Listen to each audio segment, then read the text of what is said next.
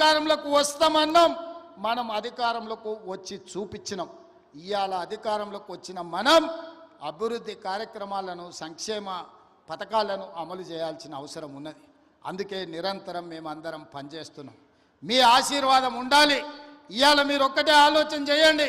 కొడంగల్ శాసనసభ నియోజకవర్గం ఈరోజు రాష్ట్రం మొత్తం అభివృద్ధి కార్యక్రమాన్ని భుజాల మీద వేసుకొని ఒక పక్కన గోదావరి నది జలాల మీద కట్టిన కాళేశ్వరం కూలిపోయినా ఈసారి దేశం మొత్తం మీద కాళేశ్వరం కూలినా 1,56,00,000 మెట్రిక్ టన్నుల వరి ధాన్యాన్ని పండించి 500 రూపాయల బోనస్ కూడా ఇచ్చి ఇవాళ రైతులను ఆదుకున్నాం.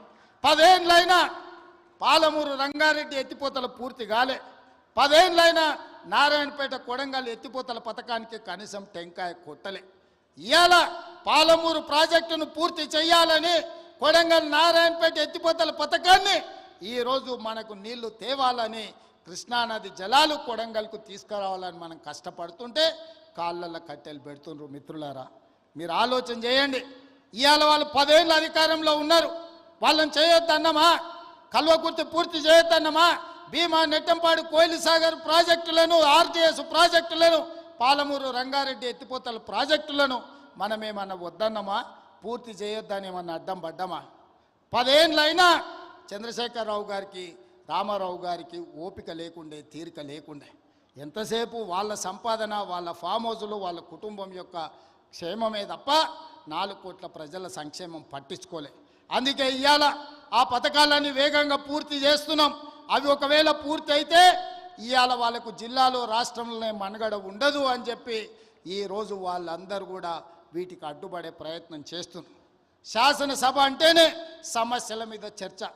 మీరందరూ సర్పంచులు, ఎంపీటీసీలు, జడ్పీటీసీలు ఇక్కడ చాలామంది ఉన్నారు. గ్రామ సభలు పెట్టినా, మండల సమావేశం పెట్టినా, జిల్లా పరిషత్ సమావేశం పెట్టినా ఆ ప్రజాప్రతినిధులు అక్కడికి వెళ్ళి వాళ్ళ ప్రాంత సమస్యల మీద మాట్లాడతారు. వాళ్ళ ప్రాంత సమస్యలను అధికారుల దృష్టికి తీసుకెళ్తారు.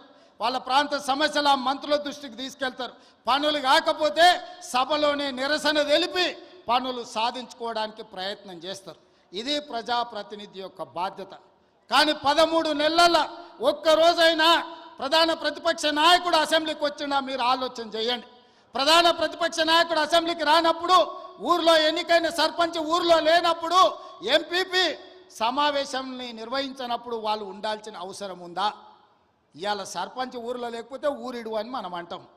మరి ప్రతిపక్ష నాయకుడు సభకు రాకపోతే ఏమనాలనో మీరు ఒక్కసారి ఆలోచన చేయండి. ఆయనకు బాధ్యత లేదా? అధికారం ఉంటే అధికారం చెలాయిస్తాడు, అధికారం అడ్డం పెట్టుకొని కొల్లగొడతాడు. ఇది తప్ప ప్రతిపక్ష నాయకుడిగా వారు బాధ్యతలు నిర్వహించరా అని నేను అడుగుతున్నా. బాధ్యత నిర్వహించినప్పుడు వారికి ఆ పదవి ఎందుకు అని చెప్పి నేను ఈ వేదిక మీద నుంచి ప్రశ్నిస్తున్నా. అందుకే ఇవాళ ఆలోచన చేయండి. కొడంగల్ శాసనసభ నియోజకవర్గంలో పరిశ్రమలు తేవాలి, మన నిరుద్యోగ యువకులకు ఉద్యోగ ఉపాధి అవకాశాలు కల్పించాలి అని ఈ నియోజకవర్గంలో మనము రైతులను ఒప్పించి ఒక 1300 ఎకరాల భూసేకరణ చేయాలని చూసినాం. అక్కడికి పరిశ్రమలు తెస్తే 40-50 వేల మందికి ఉద్యోగ ఉపాధి అవకాశాలు వస్తాయి. వెనుకబడిన మన ప్రాంతం, 70 ఏళ్ళు మనల్ని ఎవరిని పట్టించుకోని ప్రాంతం, ఇవాళ మనకు ఒక అవకాశం వచ్చింది. ఈ అవకాశంతో ఇక్కడ పరిశ్రమలు తెచ్చి ఇక్కడ పెట్టుబడులు పెట్టించి మన చదువుకున్న నిరుద్యోగ యువకులకు ఉద్యోగాలు ఉపాధి అవకాశాలు కల్పించి ఇక్కడున్న ఆడబిడ్డలను ఆదుకోవాలని ఒక పరిశ్రమ తెస్తే ఆ పరిశ్రమ భూసేకరణకు పోయిన అధికారుల మీద దాడులు చేయిస్తారు, రాళ్లతో కొట్టిస్తారు, వాళ్ళని చంపాలని చూస్తారు. ఇదేనా న్యాయం? మనం ఒకవేళ అట్లనే ఆ ప్రభుత్వంలో చేసి ఉంటే 10 ఏళ్ళు వాళ్ళు పరిపాలన చేతురా? కొడంగల్కి ఒక్క పైసదేలే, ఒక పరిశ్రమ రాలే. ఇవాళ మనకు అవకాశం వచ్చినప్పుడు మనం చేసుకుందామంటే ఇవాళ అధికారుల మీద దాడులు చేపిస్తారు. ఈ విధానం మంచిదా? మీరు ఒక్కసారి ఆలోచన చేయండి. వెనుకబడ్డ మనం ఎప్పటికీ వెనుకబడే ఉండాలనా? ఎప్పటికీ మన పిల్లలు ఇట్లనే ఉండాలనా? ఎప్పటికీ మన పిల్లలు కోస్గి బస్టాండ్లనో, లేకపోతే కొడంగల్ బస్టాండ్లనో, మద్దూరు బస్టాండ్లనో, దౌలతాబాద్ బస్టాండ్లనో, లేకపోతే గుండుమాల్ చౌరస్తల్లో ఇంకా లుంగీలు కట్టుకొని ఖాళీగానే తిరగాలనా? మన పిల్లలు చదువుకోవద్దా? మన పిల్లలు డాక్టర్లు, లాయర్లు, ఇంజనీర్లు కావద్దా? మన పిల్లలు పరిశ్రమలలో పని చేయొద్దా? వాళ్ళ పిల్లలు చదువుకొని ఐఏఎస్లు, ఐపీఎస్లు కావద్దా? మన కొడంగల్కు మెడికల్ కాలేజ్ వద్దా? మన కొడంగల్కి ఇంజనీరింగ్ కాలేజ్ వద్దా? మన కొడంగల్కు పాలిటెక్నిక్ కాలేజ్ వద్దా? మన కొడంగల్కు డిగ్రీ కాలేజ్ వద్దా? ప్రతి మండలానికి జూనియర్ కాలేజ్ వద్దా? మన పిల్లలు చదువుకోవడానికి విద్యాలయాలు కొడంగల్లో ఉండాలనా లేదా ఆలోచన చేయండి. చదువుకోవడానికి మన పిల్లలకు విద్యాలయాలు ఉండాలని, చదువుకున్న మన పిల్లలకు ఉద్యోగ ఉపాధి అవకాశాలు రావాలని ఆ పరిశ్రమలను తీసుకొచ్చే ప్రయత్నం నేను చేస్తుంటే చంద్రశేఖరరావు ఆయన మనుషులు మనకు అడ్డం పడి ఎట్లయినా కొడంగల్ను ముంచాలని ఇవాళ కొడంగల్ అభివృద్ధికి అడ్డం పడుతున్నారు. మీరందరూ సహకరించండి, మీరందరూ ఆలోచన చేయండి. నేను రాష్ట్ర నలుమూలలో తిరిగినా ఈ శాసనసభ నియోజకవర్గంలో మీకు అండగా తిరుపతి రెడ్డి గారు ఎప్పుడు అందుబాటులో ఉంటాడు.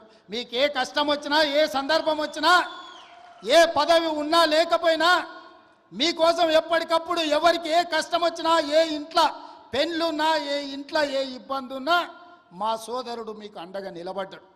ఆయన రామారావు అంటున్నాడు ఏం పదవి ఉందని. నేను అడుగుతున్నా దిక్కుమాలినోని, మీ అన్నదమ్ములలో ఉన్నోళ్ళందరికీ పదవులు తీసుకున్నావు.